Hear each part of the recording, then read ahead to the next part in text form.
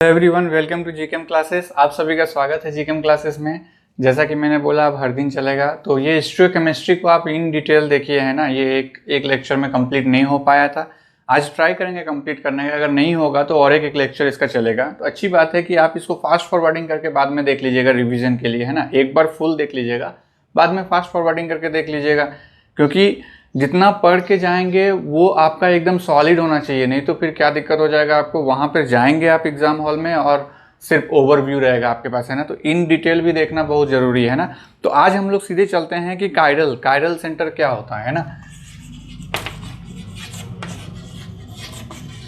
ठीक है, तो इन डिटेल देखते हुए जाएंगे और ट्राई कीजिए क्वेश्चन को सॉल्व करने का, प्रैक्टिस कीजिए। जितना ज़्यादा क्वेश्चन आप प्रैक्टिस कर सकते हैं, है ना, तो आप अपना सीट को एक कंफर्म कर लेंगे वहाँ पे। तो आप जो है टेस्ट के लिए जो है जो अपना इवैल्यूएशन करना है, उसके लिए आप जो है हमारे ऐप में जाइए जीकेएम क्लासेस में, और वहाँ जा करके आप टेस्ट सीरीज को सब्सक्राइब कीजिए। वो बहुत ही कम प्राइस में है, सिर्फ 599 रुपीज़ में, है ना, बहुत ही कम प्राइस में। आप उसको सब्सक्राइब कर लीजिए और यहाँ क्लास कीजिए। आपको बेनिफिट मिलेगा ही मिलेगा, जैसा जैम वाले बच्चों को बेनिफिट मिला था उसके एग्जाम मैपिंग सीरीज से, है ना, उसी तरह आप लोगों को भी बेनिफिट मिलेगा। अभी टाइम है, CSIR तक हम बने रहेंगे, आपको एक एक टॉपिक लेकर के आएंगे। तो जैसे कि कायरल सेंटर कार्बन में, अगर हम लोग कायरल सेंटर की बात करेंगे तो हम लोग क्या कहते हैं कि किसको हम लोग कायरल कहेंगे। जहाँ कायरल रहेगा वो आपका एसिमेट्रिक सेंटर भी रहेगा, है ना। तो कायरल से मतलब ये है कि जिसमें 4 डिफरेंट फंक्शनल ग्रुप लगा हुआ हो कार्बन में, है ना, और वो कार्बन कंटेनिंग जो कंपाउंड है वो आपका ऑप्टिकली एक्टिव देगा। लेकिन अगर कहीं पे 2 कार्बन सेंटर है और दोनों भी हमारा, अगर मान लेते हैं कायरल सेंटर, कार्बन 1 और कार्बन 2 दोनों ही कायरल सेंटर है, जरूरी नहीं है कि वो ऑप्टिकली एक्टिव होगा, है ना। वो ऑप्टिकली इनएक्टिव भी हो सकता है ना। जैसे आप मेजो कंपाउंड को लेकर के चलेंगे तो वहां पे देख सकते हैं। इसलिए जनरलाइज स्टेटमेंट ये नहीं है कि जब ये कायरल सेंटर होगा तो हमारा ऑप्टिकली एक्टिव होगा, है ना। ये कब होगा, जब सिंगल मॉलिक्यूल, अगर एक ही कार्बन है, सिर्फ एक ही कार्बन, और ये अगर कायरल है तो ये हो सकता है आपका ऑप्टिकली एक्टिव। अगर 4 डिफरेंट फंक्शनल ग्रुप लगा हुआ है ABCD, तो ये ऑप्टिकली एक्टिव होगा। लेकिन अगर हम लोग बात करेंगे कि जब हम लोग इवन नंबर में चले जाते हैं, ये कार्बन, है ना, और हम लोग बात करते हैं ABC, है ना, और यहाँ पर बात करते हैं BC और फिर A, क्या ये कार्बन तो आपका कायरल हुआ, ABC, और ये कार्बन है, 4 डिफरेंट फंक्शनल ग्रुप हुआ। इसके लिए भी ABC 4 डिफरेंट फंक्शनल ग्रुप हुआ। लेकिन क्या ये आपस में जो है हमारा ये ऑप्टिकली एक्टिव है, मतलब कि क्या ये ऑप्टिकली एक्टिव है? नहीं है। दोनों कायरल सेंटर है, ये भी कायरल सेंटर है, ये भी कायरल सेंटर है, लेकिन ओवरऑल क्या होता है, ये ऑप्टिकली इनएक्टिव हो जाता है ना।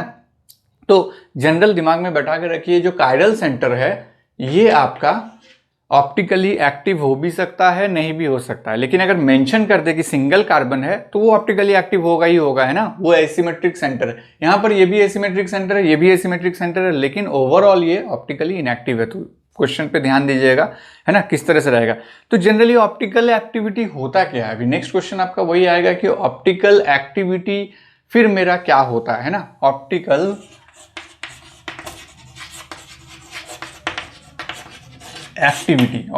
एक्टिविटी होता क्या है, उसको कैसे जानेंगे हम लोग। तो जैसे उसमें से कुछ रूल्स है, उसको आप दिमाग में बैठा लीजिए। जैसे रूल नंबर 1 में है कि 4 डिफरेंट फंक्शनल ग्रुप लगा हुआ रहेगा आपके कार्बन सेंटर में, है ना। रूल नंबर 1 के अकॉर्डिंग 4 डिफरेंट फंक्शनल ग्रुप आपके कार्बन सेंटर में लगा हुआ रहेगा। It may be optically active और इनएक्टिव, बट कब एक्टिव होगा, जब वो सिंगल कार्बन होगा। कब इनएक्टिव होगा, जब वो 2 कार्बन होगा। लेकिन जरूरी नहीं है कि ये ऑप्टिकली इनएक्टिव हो। अगर हम इसको इधर कर दें और इसको इधर कर दें, B और इधर कर दें C, इसीलिए मे भी लगाया मैंने, है ना। ये अब ऑप्टिकली एक्टिव हो गया, है ना। तो मे भी इसीलिए लगाया मैंने कि ऑप्टिकली एक्टिव हो भी सकता है, नहीं भी हो सकता है ना। फिर दूसरा, कोई भी प्लेन ऑफ सिमेट्री नहीं होना चाहिए, सेंटर ऑफ सिमेट्री नहीं होना चाहिए, है ना। तो प्लेन ऑफ सिमेट्री नहीं होना चाहिए, सेंटर ऑफ सिमेट्री नहीं होना चाहिए, तभी वो आपका ऑप्टिकली एक्टिव होगा। ठीक है, तो प्लेन ऑफ सिमेट्री नहीं है, सेंटर ऑफ सिमेट्री भी उसमें नहीं होना चाहिए, तभी ऑप्टिकली एक्टिव होगा। ठीक है, तो ये कुछ रूल्स था, उसके अकॉर्डिंग हम कुछ एग्जांपल को सॉल्व करते हैं और फिर आगे बढ़ते जाएंगे, है ना, जहाँ तक हो सके आज के लिए। फिर नहीं तो एक और क्लास लगाएंगे, लेकिन सब जानेंगे, है ना। कुछ भी छोड़ेंगे नहीं, है ना, कुछ भी नहीं छोड़ेंगे। अभी गेट का भी आप लोगों का कट ऑफ वगैरह आ गया तो आप गेट के बैच में ज्वाइन कीजिए। अगर आप तो अपने से पढ़े होंगे या किसी भी कोचिंग में पढ़े होंगे, एक बार हमको भी मौका दीजिए, आप आइए हमारे साथ और देखिए किस तरह से हो रहा है। आपका प्राइस भी बहुत कम है ना, आप ज्वाइन कर सकते हैं गेट वाले बैच में। बच्चे इंक्वायरी कर भी रहे हैं गेट बैच के लिए, तो आप आकर के ज्वाइन कीजिए, है ना। आप लोग इंक्वायरी करते हैं और इंक्वायरी करने के बाद चले जाते हैं, आप आइए ज्वाइन कीजिए, है ना। बहुत ज़्यादा अमाउंट हमने नहीं चार्ज किया हुआ है, और मेन बात है अमाउंट से मतलब नहीं है, आपको बेनिफिट मिल रहा है कि नहीं वो आपको देखना है ना। अगर बेनिफिट मिल रहा है तो बने रहिए साथ में, अदरवाइज़ आप वहाँ से ड्रॉप आउट भी कर सकते हैं। वो ऑप्शन भी हम लोग देते हैं कि आप वहाँ से ड्रॉप आउट भी कर सकते हैं अगर आपको अच्छा ना लगे तो, ठीक है। तो आ जाते हैं कुछ एग्जांपल, जैसे देख लेते हैं। जैसे मान लेते हैं कि ये कंपाउंड आपके पास रखा हुआ है COH COH OH H OH H। अब आप बताइए कि ये कंपाउंड हमारा क्या है, ऑप्टिकली एक्टिव है या नहीं है। कैसे देखेंगे हम लोग? सबसे पहले तो देखेंगे इसमें प्लेन पार हो रहा है क्या। तो एक प्लेन को पार कराइए, देखिए प्लेन ऑफ सिमेट्री यहाँ पर मौजूद है, POS प्लेन ऑफ सिमेट्री मौजूद है। ये इसको रिफ्लेक्ट कर रहा है, ये इसको कर रहा है, ये इसको रिफ्लेक्ट कर रहा है ना। आगे जाकर के देखेंगे ये हमारा एक लिखने का तरीका कौन सा हुआ, फिशर फॉर्म हुआ, फिशर फॉर्म हुआ, है ना। हमारे पास 4 डिफरेंट तरह के रिप्रेजेंटेशन का इस हमारे पास है कि किस तरह से ऑर्गेनिक मॉलिक्यूल को रिप्रेजेंट करते हैं, है ना। तो उसमें से ये फिशर फॉर्म है, और फिशर फॉर्म में जब भी देखेंगे ये दोनों आपके बैकवर्ड मतलब कि क्या रहेगा, ये बिलो द प्लेन रहेगा, और ये दोनों अबव द प्लेन रहेगा, अबव द प्लेन रहेगा। तो ये दोनों रिफ्लेक्ट किया, ये दोनों आपस में रिफ्लेक्ट किया, प्लेन ऑफ सिमेट्री आ गया, तो ये आपका इनएक्टिव हो गया, है ना। ये ऑप्टिकली आपका क्या हो गया, इनएक्टिव हो गया। दोनों ही काइडल सेंटर है, ऐसा नहीं है कि काइडल सेंटर नहीं है, ये भी काइडल सेंटर है, ये भी काइडल सेंटर है, लेकिन ये आपका ऑप्टिकली इनएक्टिव हो गया। अब इसी में अगर हम इसको ऐसे चेंज कर दें, है ना, जितना नंबर ऑफ ज्यादा एग्जाम्पल सॉल्व कीजिएगा वो आपके लिए उतना ही बेटर होगा। मान लेते हैं यहाँ पे OH और यहाँ H है, और यहाँ OH और यहाँ H है। अब आप क्या कहेंगे इसको, ऑप्टिकली एक्टिव या इनएक्टिव। ये आपका मेजो कंपाउंड हुआ ना, इसको हम लोग कहते हैं मेजो कंपाउंड, ठीक है। तो ये हो गया। अब इस कंपाउंड में और इस कंपाउंड में आप हमको बताइए एक दूसरे का रिलेशन क्या है। इस दोनों में अगर रिलेशन देखेंगे तो ये डायस्ट्रोमर्स है ना, क्योंकि अगर मिरर लगाएंगे तो ये इसको रिफ्लेक्ट कर रहा है लेकिन ये इसको नहीं कर रहा, तो डायस्ट्रोमर्स है ये दोनों। अब जो है ये मॉलिक्यूल में क्या देखेंगे आप, यहाँ पर अगर हमने प्लेन पार कराया, प्लेन ऑफ सिमेट्री, तो क्या हो रहा है हमारा, ये इसको और ये इसको रिफ्लेक्ट नहीं कर रहा, तो प्लेन ऑफ सिमेट्री तो नहीं है। अगर आप बात करेंगे कि सेंटर ऑफ सिमेट्री, तो ये इसको कर रहा है, ये इसको कर रहा है ना, ऐसे आपको लग रहा होगा। लेकिन फिर ये और ये बिलो द प्लेन है, मतलब ये एक दूसरे का ऑपोजिट नहीं है, ये एक दूसरे के ऑपोजिट नहीं है। ये इस प्लेन ऑफ सिमेट्री में ये इसको रिफ्लेक्ट कर रहा है, ये लोग रिफ्लेक्ट नहीं कर रहा है। सेंटर ऑफ सिमेट्री में ये इसको रिफ्लेक्ट कर रहा है, ये दोनों नहीं कर रहा है। इसका मतलब ये ऑप्टिकली आपका एक्टिव हो गया। ये क्या हो गया आपका, ऑप्टिकली एक्टिव हो गया, है ना। इस तरह से आपका जो है बहुत सारा कॉम्प्लेक्स कंपाउंड लेते हुए आएंगे और डिस्कस करते जाएंगे। ये आपका मेजो कंपाउंड नहीं है। उसी तरह से मान लेते हैं कि ये एक कॉम्प्लेक्स है आपके पास, और इसमें मान लेते हैं कि यहाँ पर आपका है OH, और यहाँ पे दे देते हैं OH और CH3। ये ऑप्टिकली एक्टिव है या नहीं है बताइए। अगर है तो किसके कारण है, नहीं है तो किसके कारण नहीं है। क्या ऐसा प्रॉब्लम हो गया कि ये ऑप्टिकली एक्टिव है या नहीं है, है ना, ये बताइए। ए दे दिया मैं आपको, आप कमेंट में बताइए। तब तक मैं बी ड्रॉ कर लेता हूँ। इसी मॉलिक्यूल को ड्रॉ करते हैं ना, इसी का बी बनाते हैं। OH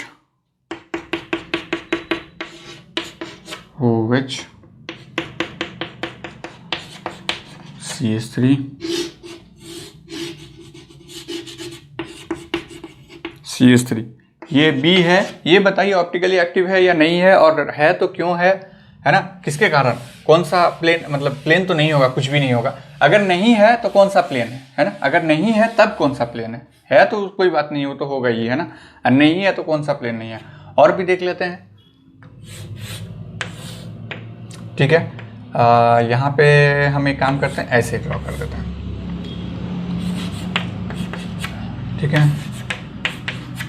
ये हो गया आपका यहाँ पे इस तरह से, है ना।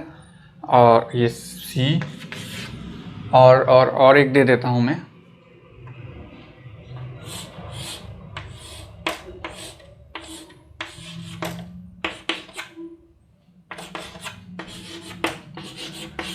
डी।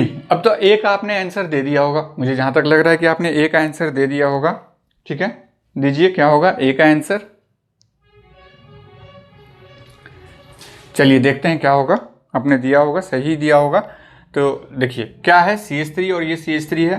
तो अगर हम लोग देखेंगे, सबसे पहली बात है कि यहाँ ये और ये क्या है, टुवर्ड्स द ऑब्जर्वर है ना, दोनों ऑब्जर्व के तरफ है। ये दोनों कहाँ है, कहाँ पर है आपका, बिलो द, मतलब अवे फ्रॉम ऑब्जर्वर या बिलो, इस बिलो द प्लेन है, मतलब इस बोर्ड के अंदर है। तो अगर हम एक मिरर को इस तरह से लगा दें, इस तरह से अगर मिरर को लगा दें, ये OH को रिफ्लेक्ट कर रहा है ना, ये इसको रिफ्लेक्ट कर रहा है, और ये तो मिरर के साथ ही कट जा रहा है ना, ये इसको रिफ्लेक्ट कर दे रहा है। इसका मतलब यहाँ पर क्या मौजूद है, प्लेन ऑफ सिमेट्री। उसी तरह से अगर एक मिरर को हम ऐसे रख दें तो दोनों ही बैक साइड में, अंदर साइड में और अंदर साइड में एक दूसरे को रिफ्लेक्ट कर रहा है, तो यहाँ भी प्लेन ऑफ सिमेट्री मौजूद है।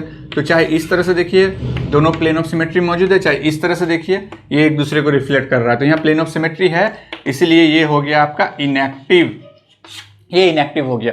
यहाँ आ जाते हैं, अब क्या उसी तरह से अगर हमने यहाँ पे मिरर लगाया तो क्या ये इसको रिफ्लेक्ट करेगा, नहीं, क्योंकि ये देखिए ये आपका कहाँ है, बोर्ड के अंदर तरफ है ना, और ये कहाँ है आपका, बोर्ड के ऊपर तरफ है, तो एक दूसरे को रिफ्लेक्ट नहीं कर रहा है। अगर हम यहाँ पर प्लेन ऑफ सिमेट्री लगाते हैं, मिरर लगाते हैं, ये और ये एक दूसरे को रिफ्लेक्ट नहीं कर रहा। उसी तरह से अगर हम एक मिरर को इस तरह से लगाते हैं तो ये तो ऊपर की ओर है और ये अंदर की ओर है, नीचे की ओर है, तो फिर ये इसके जब ये रिफ्लेक्ट करेगा इधर में कुछ नहीं मिलेगा, और जब ये रिफ्लेक्ट करेगा अंदर साइड में तो इस कार्बन में भी कुछ नहीं मिलेगा, उसको हाइड्रोजन मिलेगा ना। तो यानी कि यहाँ पे प्लेन ऑफ सिमेट्री क्या हुआ, मौजूद नहीं है। तो क्या ये ऑप्टिकली एक्टिव है, ये अभी भी जो है इनएक्टिव ही है। तो क्यों इनएक्टिव हो गया ये, इसमें देखते हैं हम लोग, क्या सेंटर ऑफ सिमेट्री इसमें है, सेंटर ऑफ सिमेट्री चेक करते हैं। देखिए सेंटर ऑफ सिमेट्री में क्या होता है कि एक साइड से चलना शुरू किए, सेंटर को पार करते हुए दूसरे साइड में भी अगर वही फंक्शनल ग्रुप हमको मिलता है देन उसमें सेंटर ऑफ सिमेट्री है। तो हम लोग एक काम करते हैं, ये तो बैक साइड में है, वहां से चलना शुरू किए, चलते चलते सेंटर में आए और पार कर जाएंगे, मतलब डायगोनली हम लोग पार करते हैं, है ना, मतलब ये प्लेस है, इधर OH यहाँ ऊपर उठा हुआ है, इधर OH नीचे झुका हुआ है इस तरह से। तो यहाँ के O से हम चलना शुरू करेंगे इस तरह से, इसको जैसे छेद करते हुए ऐसे निकलते हुए जब यहाँ तक पहुँचेंगे तो यहाँ पर वो OH अगर मिल रहा है तो सेंटर ऑफ सिमेट्री है। तो वही कर रहे हैं हम लोग, नीचे से चल रहे हैं, बीच से छेद करते हुए गए ऊपर में, और यहाँ जा करके देखें OH है, यानी कि ये सेंटर ऑफ सिमेट्री है ना, I इसमें है। अभी उसी तरह इधर देखते हैं, ये आपका ऊपर में है, CH3 यहाँ पर ऊपर में है ना, ये अगर आपको दिख रहा होगा CH3 ऊपर में है, और ये CH3 कहाँ है, ऐसे नीचे में है। तो यहाँ से चलना शुरू करेंगे, इस तरह से चलना शुरू करेंगे, इसको छेद करते हुए नीचे आकर के इसके साथ अगर मिल रहा है तो है सेंटर ऑफ सिमेट्री, यहाँ तो वही हो रहा है, ये ऊपर है, यहाँ से चलना शुरू किए, इसको पार करते हुए नीचे साइड में जब गए तो ये कार्बन मिला हमको, इसका मतलब यहाँ I मौजूद है ना, यानी कि सेंटर ऑफ सिमेट्री प्रेजेंट है यहाँ पर। तो सेंटर ऑफ सिमेट्री प्रेजेंट है, इसीलिए ये इनएक्टिव हो गया है ना। तो या तो प्लेन ऑफ सिमेट्री या तो सेंटर ऑफ सिमेट्री अगर मौजूद है तो वो हमारा इनएक्टिव हो गया। चलिए अब आ जाते हैं सी में। सी में आपने क्या किया देखते हैं। सी में क्या है, देखिए ये दोनों, अगर ये हमारा है, इसको आप इस तरह प्लेन मान लीजिए, यहाँ का क्लोरीन ऊपर है और इधर का क्लोरीन भी ऊपर है आपका, है ना, और यहाँ नीचे हाइड्रोजन है, यहाँ नीचे हाइड्रोजन है। तो अगर हम लोग ऐसे अगर मिरर का पार करते हैं, अगर इस तरह से किसी मिरर को पार करते हैं इस तरह से, है ना, तो यहाँ का जो क्लोरीन है, ये क्लोरीन और ये क्लोरीन, मिरर तो इस तरह से पार हुआ ना, तो यहाँ का क्लोरीन और यहाँ का क्लोरीन एक दूसरे को रिफ्लेक्ट कर रहा है, ये एक दूसरे को रिफ्लेक्ट कर रहा है, मतलब यहाँ पर प्लेन ऑफ सिमेट्री मौजूद है, इसीलिए ये आपका क्या हो गया, इनएक्टिव हो गया, है ना। ये हाइड्रोजन को रिफ्लेक्ट किया, ये क्लोरीन को रिफ्लेक्ट किया, और ये आपका कैसे है, हॉरिजेंटली रखा हुआ है, ये दोनों एक्सियली ऊपर और नीचे है, ऊपर और नीचे, ऊपर और नीचे, इस तरह से, है ना। तो ये इनएक्टिव हो गया। डी के बारे में क्या कहना है आपको, डी इनएक्टिव है या एक्टिव है, क्या है इसमें प्लेन ऑफ सिमेट्री अगर हम लोग लगाएंगे यहाँ पे, तो क्या हो रहा है, एक क्लोरीन ऊपर है और दूसरा क्लोरीन नीचे है ना।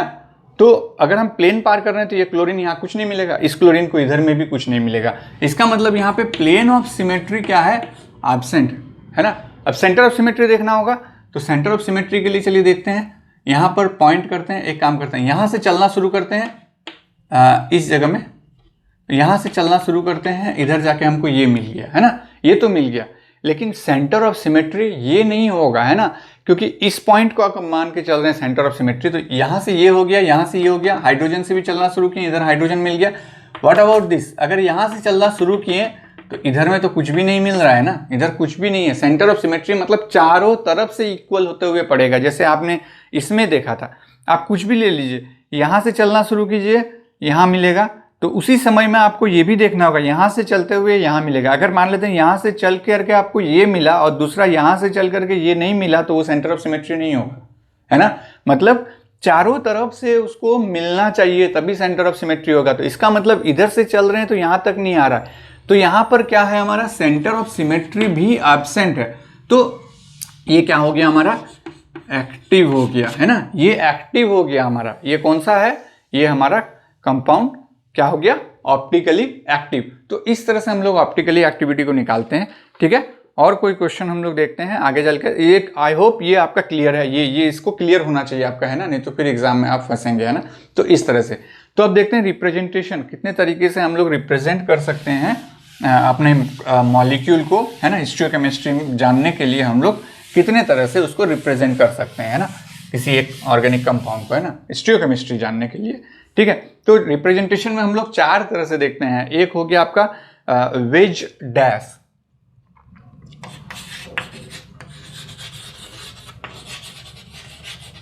है ना, वेज और डैश। वेज डैश रिप्रेजेंटेशन क्या है आपका, जैसे कि एक रहेगा इस तरह से और दूसरा रहेगा ऐसे, है ना, वेज डैश हो गया। तो वेज डैश का हम लोग जनरली देखते हैं आरएस कॉन्फ़िगरेशन, जब भी आप निकालते हैं तो वहां पे उसका यूज होता है। दूसरा है सॉहर्स,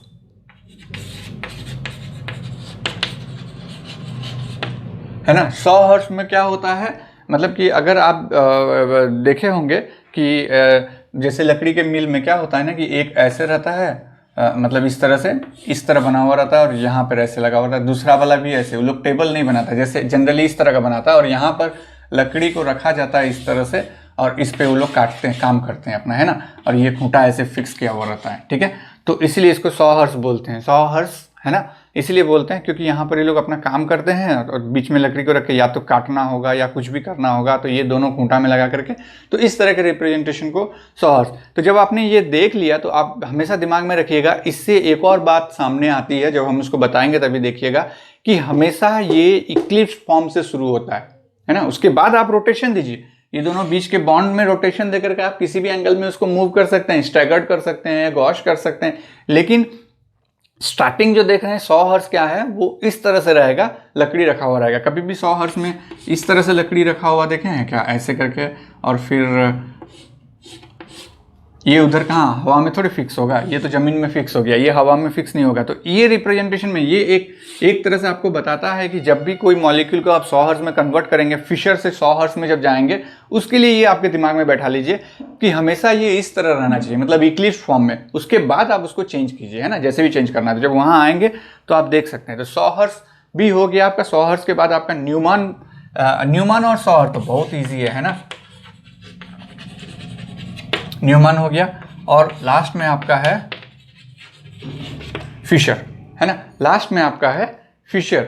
तो Newman wedge dash 100 hertz Newman में क्या होता है कि ये बैक कार्बन हो गया, ये फ्रंट कार्बन हो गया, है ना, ये फ्रंट कार्बन हो गया और ये सब आपका बैक कार्बन हो गया, है ना। फिशर में क्या होता है, जैसा रिप्रेजेंटेशन अभी आपने देखा था, ये इस तरह का रिप्रेजेंटेशन फिशर में। तो wedge dash 100 hertz Newman and Fischer, ये सारे रिप्रेजेंटेशन आपको पता होना चाहिए। और एक दूसरे का इंटर कन्वर्जन भी आपको पता होना चाहिए, है ना, क्योंकि इंटर कन्वर्जन नहीं करेंगे तो फिर आपको एग्जाम में क्या होगा ना, कि पूछेगा इस दोनों में क्या रिलेशन है ना। एक दे देगा आपको फिशर में, दूसरा आपको दे देगा 100 हर्ट्ज में या न्यूमैन में दे देगा, और फिर आपसे पूछेगा या वेज डैश में दे देगा और पूछेगा कि ये एनांशियोमर है या डायस्ट्रोमर्स है ना, या होमोमर्स है। तो वहां पर आप फंस जाएंगे। तो ज्यादा अच्छा रहेगा कि आप इसका इंटर कन्वर्जन सीखिए कि किस तरह से इसको इंटर कन्वर्जन किया जा सकता है। तो 1 बाय 1 देखते हैं। चलिए वेज डैश को देखते हैं। लगने दीजिए, अगर लेंथियर जा रहा है लेक्चर तो जाने दीजिए, हम ट्राई कर रहे हैं बहुत कट शॉर्ट करने का, है ना। अब उससे भी अगर बहुत ज़्यादा कट शॉर्ट कर देंगे और वो आपके एग्जाम के लिए बेनिफिट नहीं होगा तो फिर वो भी तो बेकार हो गया, है ना। ठीक है, और अगर इन डिटेल देखना है एक एक लेक्चर को तो आप जो है आकर के जीकेएम क्लासेस में देख सकते हैं, और भी एक्सपेंडेड फॉर्म में वहाँ रहता है विद बहुत सारा एग्जाम्पल सॉल्व होने के साथ साथ, है ना। तो आ जाते हैं वेज डैश रिप्रेजेंटेशन में होता क्या है। देखिए ऐसे आपको पता है तो जल्दी जल्दी देख देते हुए पार कर जाएंगे हम। ये हो गया ये, तो ए बी सी डी। यहाँ हो क्या रहा है, ये दोनों रहेगा आपका इन प्लेन, है ना। ये और ये क्या रहेगा, इन प्लेन। जो पहली बार देख रहे हैं उनके लिए बहुत ही ज़्यादा हेल्पफुल है ये दोनों इन प्लेन रहेगा। ये आपका रहेगा टुवर्ड्स द ऑब्जर्वर, ये रहेगा अवे फ्रॉम द ऑब्जर्वर, है ना। ये दोनों इन प्लेन रहेगा, दो हमेशा इन प्लेन रहेगा। एक रहेगा आपके तरफ जो देख रहे हैं उसके तरफ रहेगा ये, और दूसरा रहेगा जो देख रहे हैं उसके उल्टा साइड, ऑपोजिट साइड में रहेगा, है ना। जैसे कि मान लेते हैं हम यहाँ से देख रहे हैं तो ये हाथ इधर है और दूसरा वाला हाथ ऐसे है ना। तो जब हम देख रहे हैं तो ये वाला पार्ट क्या है मेरा, टुवर्ड्स द ऑब्जर्वर, है ना। और ये वाला पार्ट क्या है, towards away from the observer. तो जो आप सॉलिड देखे हैं जो टुवर्ड्स द ऑब्जर्वर दिया हुआ है वो ये वाला है जो मेरा व्यू फिंगर हिल रहा है ना। और जो अवे फ्रॉम ऑब्जर्वर है जो बैक साइड है इसके वो ये है। और दो इन प्लेन में है कैसा, एक ऐसे है और दूसरा ऐसे है, ये इन प्लेन हो गया, है ना। तो इसी तरह से ये रिप्रेजेंटेशन थोड़ा सा इमेजिन आपको करना पड़ेगा, है ना। इसमें स्टीरियोकेमिस्ट्री में थोड़ा सा इमेजिन आपको करना होगा। और उसके बाद क्या होगा, आपको बेस्ड ऑन प्रायोरिटी हम लोग देखेंगे सीआईपी रूल, है ना। सीआईपी रूल से पता करेंगे कि आर एस कैसे निकालेंगे। अभी फिलहाल तो आप रिप्रेजेंटेशन देख लीजिए, बाद में हम लोग आपको कहीं भी नहीं छोड़ेंगे, है ना। आपको पूरा सिखा करके ही जाएंगे हम लोग, है ना। तो ये इस तरह से इन प्लेन हो गया। और भी मॉलिक्यूल हो सकता है चेंजेस फॉर्म में वेज डैश में। तो जैसे मान लेते हैं ये हो गया, है ना, ये हो गया, ठीक है। तो यहाँ हाइड्रोजन, दोनों एक जैसा आप नहीं दे सकते ना, तो यहाँ हाइड्रोजन दे दीजिए। तो और यहाँ पर कहीं पर आपको क्लोरो या कुछ लगाना होगा, नहीं तो फिर ये दोनों एक हो जाएगा तो फिर ये स्टीरियो सेंटर नहीं होगा ना। हमको तो कायरल सेंटर जहाँ होगा वहीं पे इस तरह का हो सकता है ना। कायरल सेंटर नहीं है तो फिर ये दिखाने का कोई फायदा नहीं है, ठीक है। सिर्फ कायरल सेंटर में ही वो ज़्यादा जरूरी पड़ता है। तो अगर ये CH3 है, ये H है, अगर ये दोनों को अलग डिफ्रेंशिएट नहीं करेंगे तो एक जैसा लगेगा दोनों, है ना। इसलिए दोनों को डिफ्रेंशिएट करना भी बहुत जरूरी हो जाता है ना। क्योंकि यहाँ पर देखिए ये दोनों इन प्लेन है, ये टुवर्ड्स द ऑब्जर्वर है, ये अवे फ्रॉम ऑब्जर्वर है हमारा, ठीक है। उसी तरह से 100 हर्ट्ज रिप्रेजेंटेशन को देख लेते हैं। फटाफट रिप्रेजेंटेशन देखने के बाद फिर हम उसको मॉडिफिकेशन मतलब कि एक दूसरे से कन्वर्जन भी देखेंगे। तो 100 हर्ट्ज,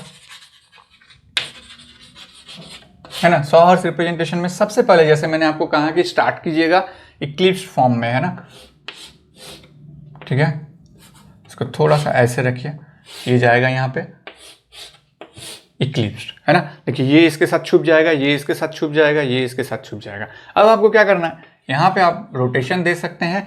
ये और ये के बीच का रोटेशन 120 होता है, मतलब डिवाइडेड बाई 3, 360 डिवाइडेड बाई 3 कितना आ जाएगा 120। सो 120 का रोटेशन देने से ये यहाँ आ जाएगा, ये यहाँ आ जाएगा, ये यहाँ चला जाएगा, है ना। ये यहाँ और ये आपका यहाँ चला जाएगा। तो जब 180 का रोटेशन देते हैं तो क्या हो जाएगा आपका, सॉरी 120 का अगर रोटेशन आप दे रहे हैं तो बस ये चेंज हो जाएगा, है ना।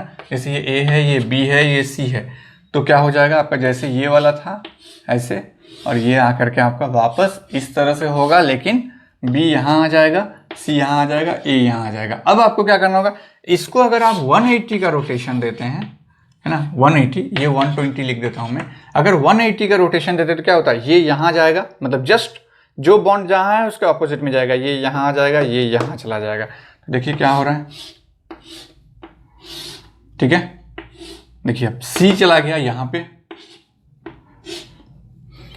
और उसके बाद ये B इधर आएगा तो B आ गया इधर में, और ये A इधर आ जाएगा, A आ गया इधर में। अब देखिए ये इसके एंटी हो गया, ये इसके एंटी हो गया, और ये इसके एंटी हो गया। अभी थोड़ी देर पहले क्या था, ये और ये एक दूसरे से छुप रहा था, ये और ये एक दूसरे से इक्लिप्स हो रहा था या छुप रहा था, ये और ये एक दूसरे से छुप रहा था या इक्लिप्स हो रहा था। अब ये स्टैगर्ड फॉर्म हुआ, ये इक्लिप्स फॉर्म हुआ, ये स्टैगर्ड फॉर्म हुआ, है ना। 100 हर्ट्ज में भी आप देख सकते हैं। न्यूमन में ज़्यादा क्लियर दिखता है आपको स्टैगर्ड और इक्लिप्स फॉर्म में। तो ये देखिए ये और ये एक दूसरे का इस तरह से जब रहेगा तो हम लोग बात करते हैं कि वो आपका एक दूसरे के एंटी है, सारे के सारे, इसका एंटी ये हुआ, इसका एंटी ये हुआ, ठीक है। तो हम लोग देखेंगे जैसे जैसे आएगा। अभी जैसे जैसे हम लोग आगे बढ़ते जाएंगे, अभी नेक्स्ट जो है न्यूमान देख लेते हैं। न्यूमान इसी में से देख लेते हैं। अगर न्यूमान की बात करते हैं हम लोग, है ना, न्यूमान में क्या हो जाएगा, अगर इस फॉर्म को, ये हो जाता है आपका बैक कार्बन, दिमाग में बैठा लीजिए, ये बैक साइड का कार्बन है। जैसे ये और ये है, मान लेते हैं ये कार्बन 1 है और ये कार्बन 2 है। अगर हम लोग देख रहे हैं इधर से, है ना, इधर से अगर देख रहे हैं तो ये कार्बन 1 और ये कार्बन 2, तो ये वाला जो मैंने बनाया ये कार्बन 2 बनाया मैंने। और कार्बन 1 को कैसे रिप्रेजेंट करेंगे, इस तरह से डॉट से रिप्रेजेंट करेंगे ना। अब ये कैसे दिख रहा है, देखिए ऐसे, ऐसे और ऐसे, ये कार्बन 1 हो गया।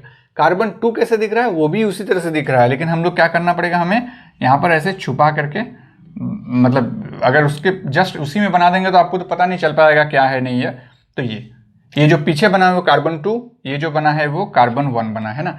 इस फॉर्म को देखिए न्यूमान में बनाते हैं, ये कार्बन 1 है, ये कार्बन 2 है। अगर हम लोग इधर से देख रहे हैं तो ठीक है, तो देखिए कार्बन 1 है हमारा डॉट, और किस तरह से, इस तरह से, ये कार्बन 2 है, तो कार्बन 2 को हम लोग कैसे बनाएंगे, ऐसे बनाएंगे। और देखिए कहाँ पर है, सी यहाँ पर है, सी को यहाँ बना लीजिए। ए कहाँ पर है, इस तरह से है, ए को यहाँ बना लीजिए। बी कहाँ है, इस तरह से है, तो हाँ यहाँ पे बी को बना लीजिए। तो ये स्टैगर्ड फॉर्म हुआ, है ना, ये इक्लिप्स्ड फॉर्म हुआ, एक दूसरे से छुप गया, ये स्टैगर्ड फॉर्म हुआ। ये मोर स्टेबल फॉर्म हुआ, ये आपका एकदम लीस्ट स्टेबल फॉर्म हुआ, है ना। यहाँ पर बहुत ज़्यादा रिपल्शन होता है, इसलिए इस फॉर्म में नहीं रहेगा, हमेशा इस फॉर्म में रहना चाहता है ना, ठीक है।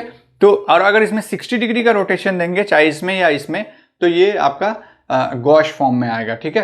तो इसी तरह से मतलब स्क्वी फॉर्म में आएगा, है ना, गॉश फॉर्म, ये सब सारे फॉर्म में उसमें आ जाएंगे, है ना। तो हम लोग जब कन्फर्मेशन पढ़ेंगे तो वहाँ पर देखेंगे, जनरली ये हम लोग कन्फर्मेशन में देखेंगे, है ना। तो आपने ये सारा देख लिया, अभी आपको फिशर देखना है, फिशर देख लीजिए और फिर इंटर कन्वर्जन देखेंगे, है ना। फिशर देखने के बाद इंटर कन्वर्जन देखेंगे, तभी जाकर के प्रॉब्लम सॉल्व करने में मजा आएगा, है ना। फिशर देखते हैं, फिर इंटर कन्वर्जन देखेंगे,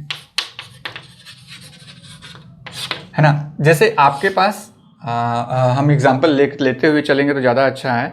जैसे ये है ये और ये हो गया आपका COH, यहाँ OH दे देते हैं, यहाँ H दे देते हैं, यहाँ OH दे देते हैं, यहाँ H दे देते हैं, और यहाँ COH देते हैं। मेसो कंपाउंड हमने सिंपली ले लिया। इसमें क्या होगा, इसको अगर आप देखेंगे तो ये इस तरह से बनता है, ये हो गया,